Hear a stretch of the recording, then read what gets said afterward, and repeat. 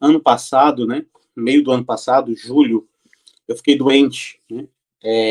Eu tive pedra nos rins, né? Eu tinha acabado de ser ordenado diácono e tinha sido enviado para uma paróquia, né?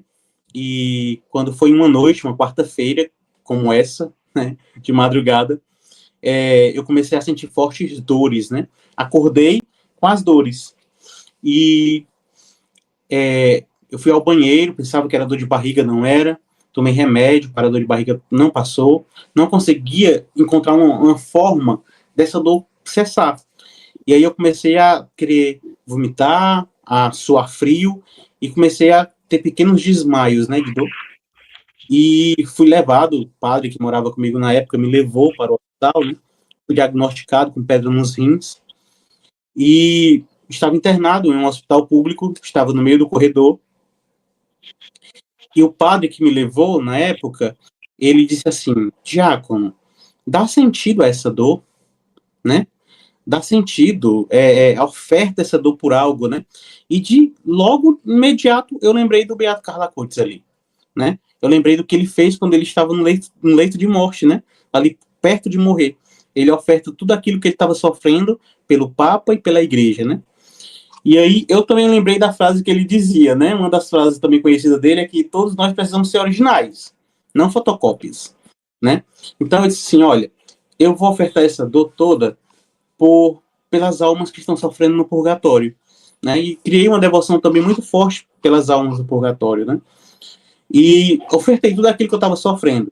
E aí eu disse para o padre, né, que estava comigo na época, eu disse, a partir de agora, eu não vou mais reclamar de nada dentro do hospital. Porque nós sabemos que o hospital a gente reclama do início ao fim. Ao fim, exatamente. E, olha, a partir de agora eu não vou mais reclamar de nada. Vou entregar nas mãos de Deus e seja feita a vontade dele, né? E fiquei no hospital, passei a quarta, a quinta, na sexta-feira, e eu fiquei esses dias todos sem me alimentar, porque eu estava esperando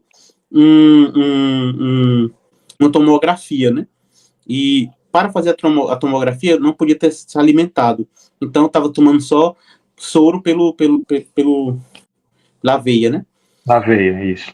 Isso. E aí, o que acontece? Na sexta-feira, eu fiz a tomografia e a tomografia foi feita fora do hospital. A clínica que fez mandou o resultado, mas não mandou as imagens para o hospital. Coisa do hospital público, né? Manda uma coisa, mas sempre falta algo. E, perdão aí, eu estou falando isso. Mas, não, pode ficar à vontade, pode ficar à vontade. E aí, nessa sexta-feira ainda, né? Um amigo meu, que é do Shalom, foi ficar comigo no hospital à noite, e ele tinha levado um livro para ler, né? Estava lendo sobre a vida consagrada na época. E dentro desse livro existia um marca-texto. E como eu não estava conseguindo dormir no hospital, eu estava passando a noite em claro ou só cochilando na cadeira, quem ia ficar comigo tinha que ficar na maca, né? Para guardar a maca. Então, ele ficou na maca. E de manhã, quando ele acordou, ele foi para a cadeira, eu sentei na maca, e aí ele pegou o livro, guardou dentro da bolsa e disse assim, Diácono, eu preciso ir embora que eu vou trabalhar, tem algum problema? Eu, não. Aí ele foi embora. Fiquei ali sozinho naquele tempo, então rezei o terço, né? Rezei as laudes, né? E depois disso tudo, eu levantei, estava com os pés muito inchados por conta do medicamento. E quando eu olhei para a cadeira, ele tinha esquecido o marca-texto. E o marca-texto era esse. A imagem do Beato Carla Coates, né? Eu guardo ele, eu nunca devolvi. Né? Ele vai ver esse... Vai cobrar depois. Depois ele cobra. E aí, quando eu vi esse marca-texto, eu disse assim, vou bater uma foto e vou botar nas minhas redes sociais para dizer que meu amigo veio me visitar, porque nada mais justo do que um amigo visitar o outro quando está doente, né? Está E aí fiz doente. como brincadeira mesmo, né? Peguei ali o celular, postei e botei a frase, né? Meu amigo veio me visitar. E aí isso passou. Minha irmã chegou, quem foi comigo naquele dia era minha irmã, no sábado já, né? E aí pedi roupas ao padre para poder trocar de roupas no hospital. Quando ele vem com as roupas, ele traz dentro das roupas um livro que eu estava lendo na época, que era justamente esse livro, né? E aí eu perguntei a ele, padre, para que você trouxe esse livro?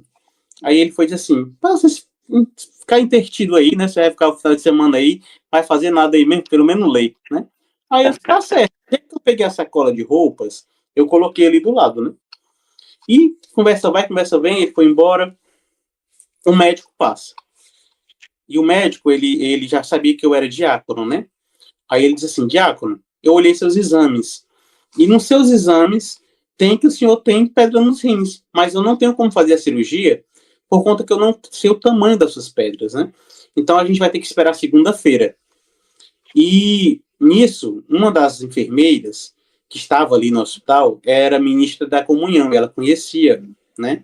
Então ela foi lá na sala do médico pedir para o médico me liberar, né, para casa, porque eu não estava conseguindo dormir, né, para que eu voltasse só na segunda-feira, né?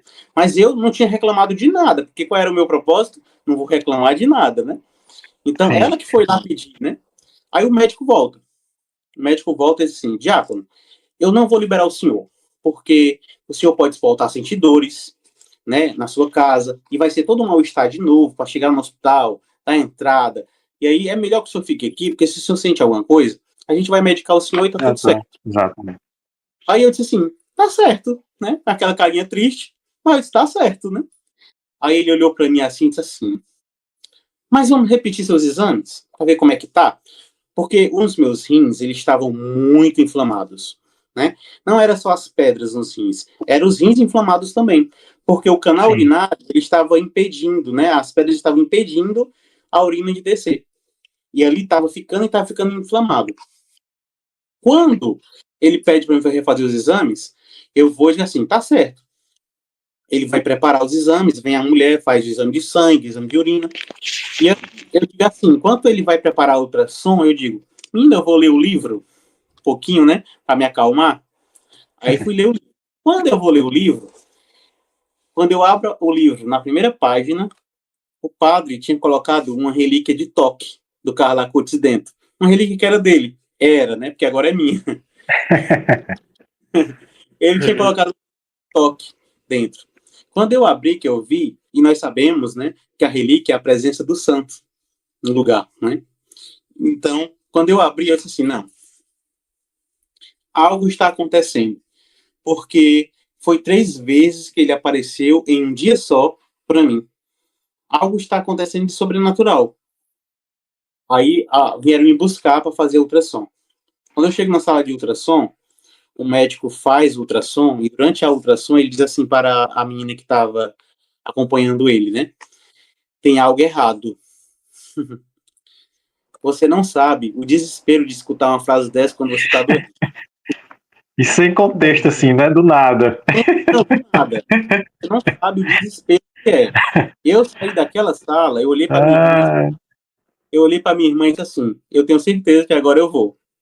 Porque ele disse que tem algo errado. Com certeza é algo mais grave, né? A gente pensa logo pelo outro lado, né?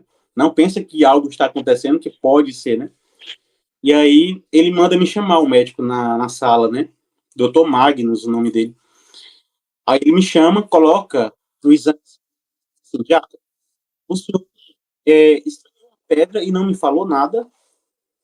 Aí eu, não expeli pedra nenhuma, não. Aí ele foi me explicar, né? Que quando a pedra sai pelo canal urinário, ela sai batendo. E ali sai com sangue e com muita dor. E eu não tinha sentido isso, né? Eu não tinha sentido nada disso. E aí disse, não, doutor, não sofri isso, não senti isso. Aí ele, não tem explicação. O que é que aconteceu? Aí eu no meu coração, aí dizia, né? Aí eu sei o que aconteceu, mas se eu contar pro senhor, o senhor não vai acreditar. Você não acredita. Aí, assim, não, mas eu sei o que aconteceu. As pedras, elas geralmente se movem, né? E às vezes quando ela se esconde. Então vamos repetir o exame do senhor, porque os seus rins ainda estão muito inflamados. Eu acredito que as pedras se moveram. Voltei para a sala. Fiz outro exame. Quando passou um pedaço, ele me chama.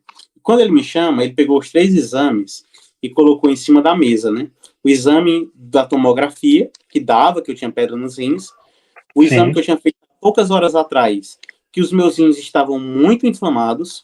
E o exame que eu tinha acabado de fazer. E no exame que eu tinha acabado de fazer, nem os rins estavam inflamados. Então, isso naquela hora que ele me mostrou os exames e que ele me mostrou que nem os rins estavam inflamados, eu olhei para ele e disse assim: doutor, tem um menino que eu sou muito devoto e que eu fiquei na intercessão dele.